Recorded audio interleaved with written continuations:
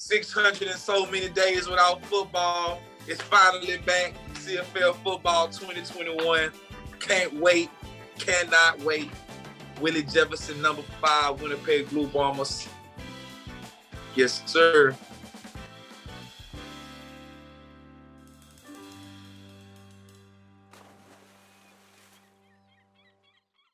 We are honored today to have a 2-time Grey Cup champion and 2019's MOP on the defensive side of the ball. Willie Jefferson III, welcome to the 11th Island. How you doing? I'm good, man. Appreciate y'all guys for having me. Yeah, thank you for coming on, man. We really appreciate it. So after 620 days, CFL football is coming back. What's that feel like? Amazing. Now that we're out of camp was fun. Back in an organized environment playing football.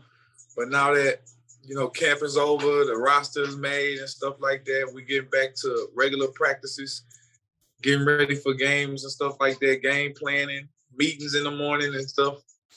It's fun. Like that anxiety that's building up inside, getting ready for game one and stuff, it's electrifying. I can feel it in the city.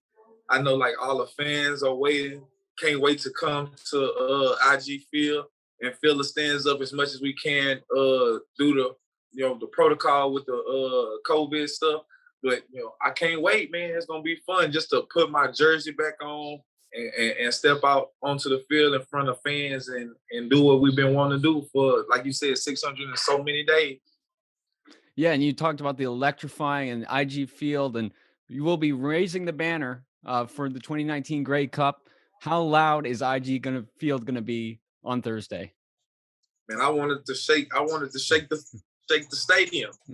If I wanted to, raise the scale as high as we title loudest fans in the CFL, and raising that banner and to see how loud we can make the stadium and how loud we can make it echo into the city and stuff like that. It's going to be amazing, man. It's fun. Like game one. Like this is, like I said, this is what everybody's been waiting for. Mm-hmm. And now on Thursday, you face Hamilton, the team that you beat in the Grey Cup. So they're going to be looking for a sliver of revenge here. How do you make sure that you start the season off strong? Stay in focus. Stay in, precise. The same way we came out for the Grey Cup, the same way we want to come out for game one. We want to know what we're doing. We want to execute. And we want to stick to the game plan. We don't want to go out there and underestimate our opponent. We know who our opponent is. We know how good they are, and we just want to go out there and play our game and play a good, clean game and play our A game. Mm-hmm. Now, Hamilton waited up until this week to announce their starting QB for Thursday. How does that affect the gameplay as a defense? It doesn't affect our gameplay at all. We were expecting to play both of them, Mm-hmm.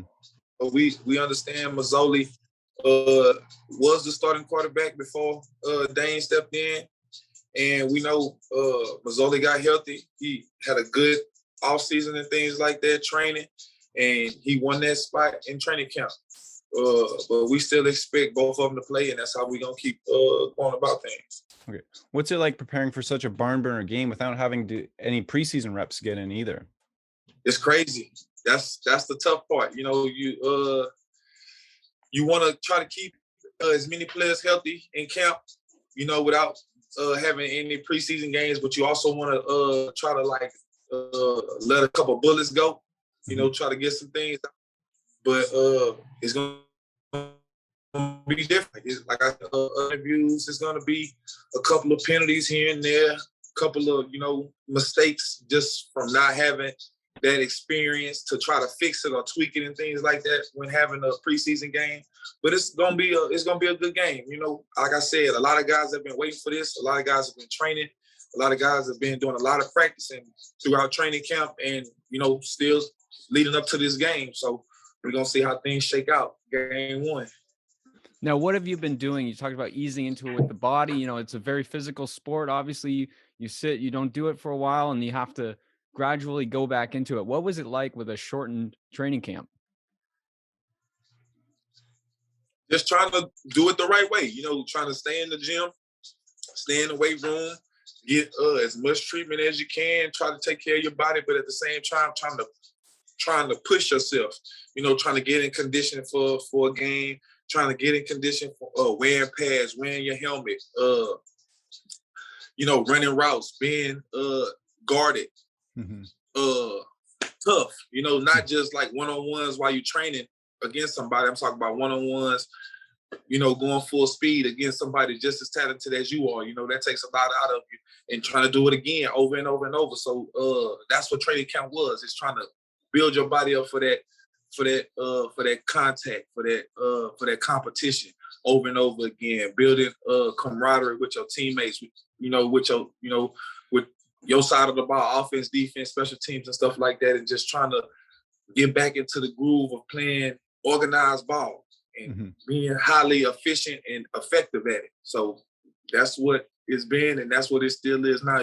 Like right now, like I said, we have a game on Thursday. Right now, it's more fine-tuning, figuring out the keys and things like that. And then when it comes time for the game, is executing your game plan and playing your best ball.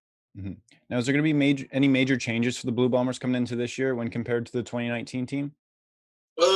No major changes other than, Winston leaving and Sales leaving. Other than that, everything is, good on our side of the ball. And other than Lucky leaving the offensive side of the ball, we're good. Mm-hmm. Now, how would you describe the Bombers' style of play on defense? Aggressive, effective, efficient. Bend, don't break. That's it. That's how we trying to come. We trying to be effective. We trying to be aggressive. We trying to be physical. We know what we're doing. We know what we need to be. We know our keys. We know all the ins and outs and things like that. Right now, all we trying to do is execute and play our game. Is there anybody on the defensive side of the ball that you think people are really underrating and is going to surprise people this year? Steven Rich. Yes, sir. Mm-hmm. And now coming into this year, you re-signed with Winnipeg. Did you think about testing free agency, or did you always want to come back to Winnipeg? I did test free agency just for a little bit. But not during after the pandemic. But no, not at all. If you're asking like after the pandemic, not at all. I wasn't wanting to do. I wanted to be here. So this is where I'm at. Okay. Now, as you come into your 7th CFL season, do you feel like that prior experience allows you to really take on a leadership role on the team? Most definitely. I am a leader. I consider myself. Other guys look up to me. The younger guys look up to me, and I try to teach those guys some of the lessons that I taught, some of the lessons I was taught when I was younger, some of the things I wish I would have learned while I was younger. So that's how I see it, and I'm pretty sure that's how other people see it. Coaches look to me to help out, and you have to take on leadership roles, when they ask you to help. So that's what it is. And now you've won 2 Grey Cups in 2 different organizations now. Do you think that helps really put you in that leadership role and gives you the experience to shape a winning culture with the team? Yes, because like you said, 2 Grey Cups with 2 different organizations. My first Grey Cup came when I was young. Like I said, it came when I was young, but I was really a part of that Grey Cup run. And then my second Grey Cup ring came with me being somewhat of a leader, somewhat having a key role in a part of that. So now, like going further into my career, I do feel my knowledge of how things go, how things went when I won my first one, how things went when I won my second one, that's how it should go, or how it needs to go to, bring on another one. Mm-hmm. Now, you talked about teaching the younger players things that you wish you knew when you were at that stage in your career. Can you name some of those things? Some of the things that I learned? Yeah.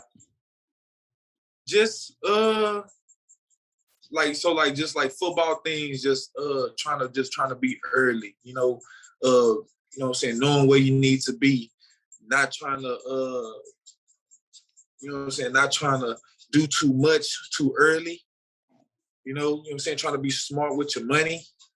You know what I'm saying? Not trying to just, you know what I'm saying, spend it here and there and things like that, trying to save your money, do some smart things with your money, take care of your people, you know what I'm saying, call back home and check on your people and things like that. And just, you know what I'm saying, other things like on the field, just trying to like just stay focused. And, you know what I'm saying, if you're not in, you know what I'm saying, ask questions. You know, when you watching film and stuff like that, if you don't know what's going on, you know what I'm saying, go over there and take some notes by a vet. You know what I'm saying? Ask questions like, you know what I'm saying? People think, a lot of rookies think just because they're rookies, if they want to know something, like they think they should know it. Like if you don't know it and you see a vet that's been there and done it, you know what I'm saying? Ask them. They don't have a problem talking to you, or you know what I'm saying, trying to, you know, just, you know what I'm saying, spill information out to you. That's how they got it. So I'm pretty sure that's the same way we give it out. You know what I'm saying? Like my rookies here know anybody that came up under me while I was here, or, you know, in Saskatchewan or at Edmonton. Like if I had any type of information that they wanted or needed, or, you know, wanted to find out, I was the first person to just give it to them without asking, you know what I'm saying, why do you need it, or, you know what I'm saying, what you need it for. Mhm. You don't grow until you say, I don't know, right? Exactly. So last season ended with rings. Question Oh. is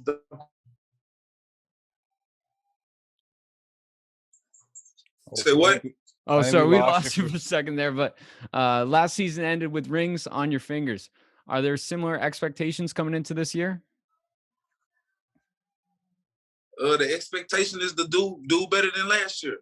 Mm-hmm. You know, that's what the expectation is. We don't want to compare this year to 2019. We want to be a better team than we were in 2019, and the goal is to finish how we finished in 2019. You know, with a championship.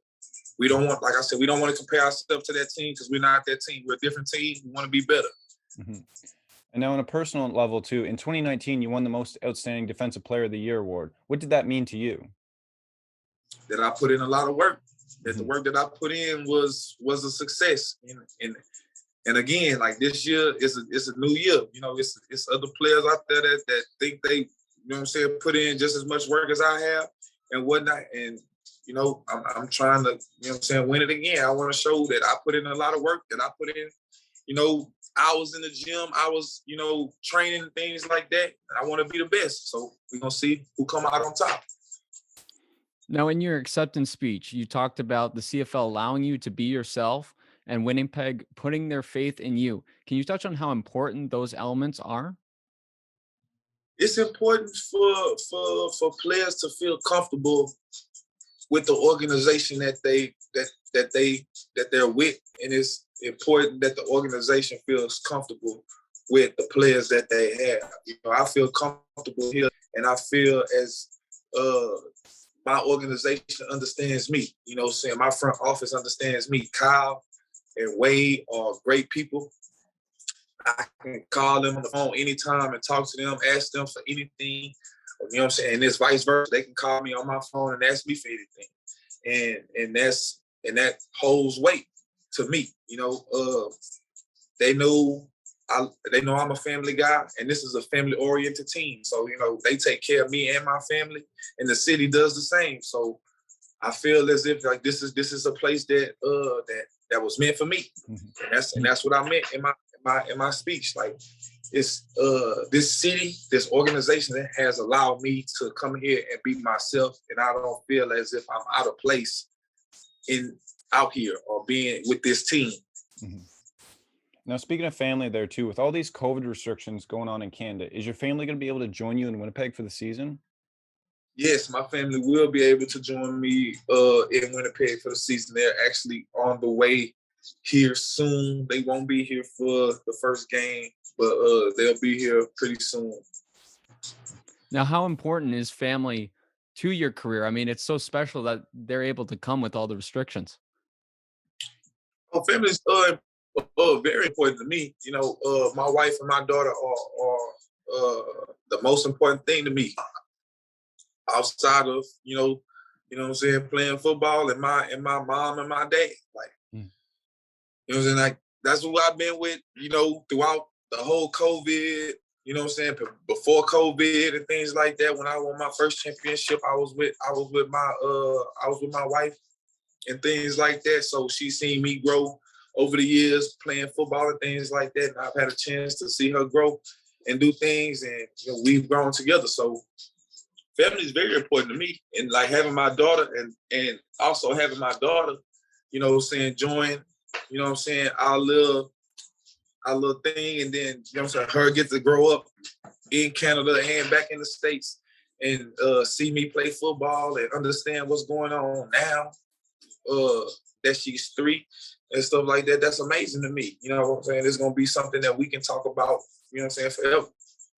It's very special. Now, we like to wind down our interviews with some fun questions. So first off, favorite stadium to play in? Favorite stadium to play in?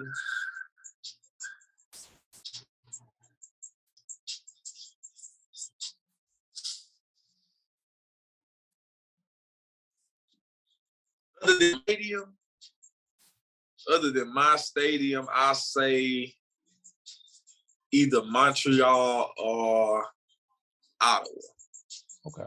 Okay, that's fair. Do you have a least favorite stadium to play in?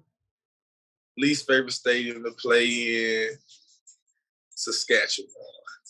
Okay. And Edmonton. That's fair. Now, you started your college career as a wide receiver, then moved to defensive end. How did that switch come about?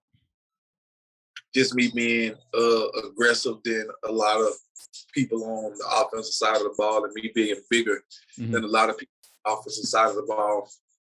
And I actually moved from wide receiver to tight end.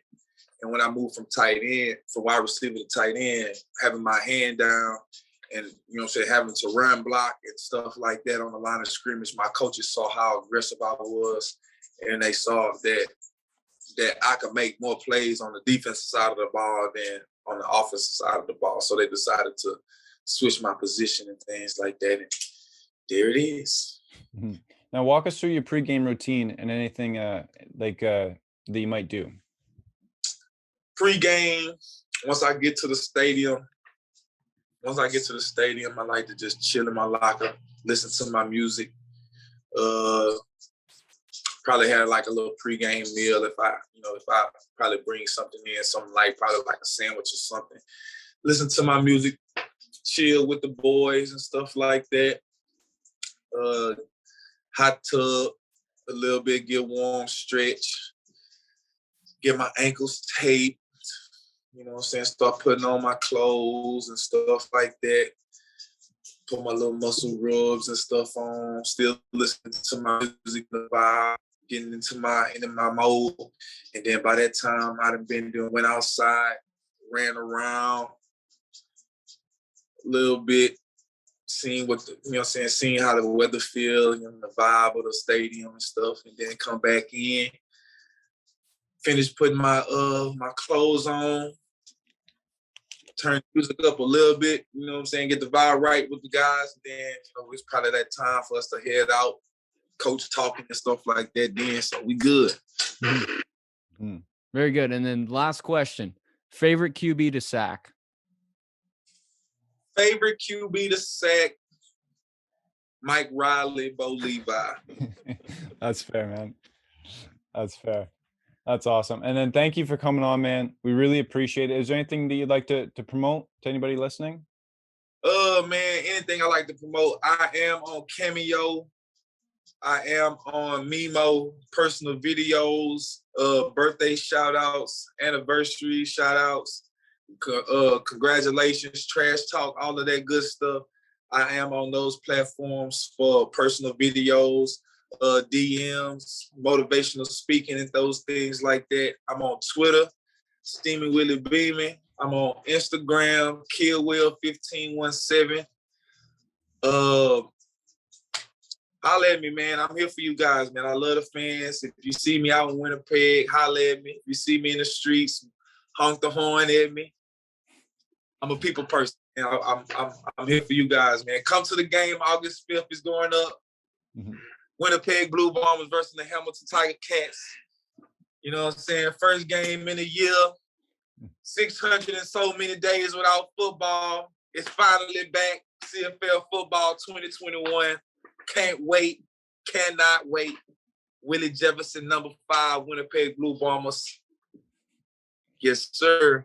That's awesome. Thank you for coming on, man. Good luck Thursday, sorry, and the best luck for the rest of the season as well. Thank you guys so much. Appreciate it. Thank you, man.